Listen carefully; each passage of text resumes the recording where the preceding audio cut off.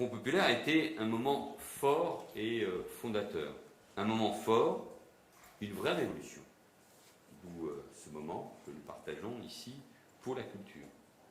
Dans ce domaine, il a profondément changé les choses, profondément changé la donne, et c'est l'occasion de le rappeler. La culture s'est voulue plus ouverte, plus populaire.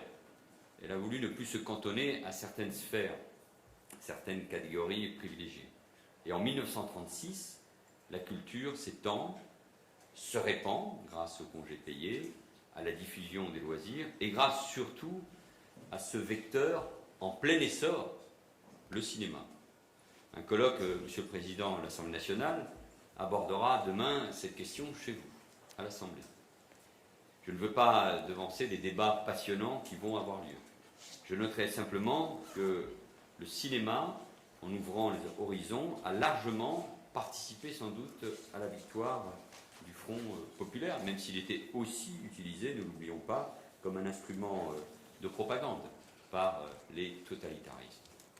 Le cinéma des années 30, c'est ce cinéma, on va l'appeler enjoué, qui aspire à une forme de liberté.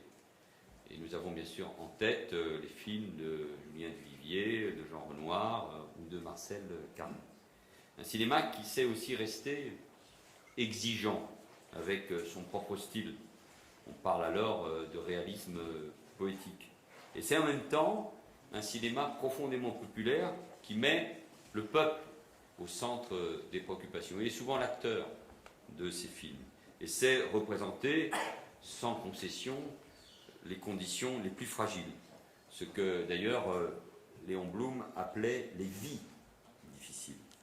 Comment oublier Jean Gabin, Arletty, tous ces acteurs uniques, aux talents immenses, qui ont su si bien incarner, d'ailleurs, les travailleurs, les prolétaires, les petites gens, le peuple tout simplement. Et le cinéma prend en quelque sorte le relais de la littérature sociale et engagée du siècle précédent.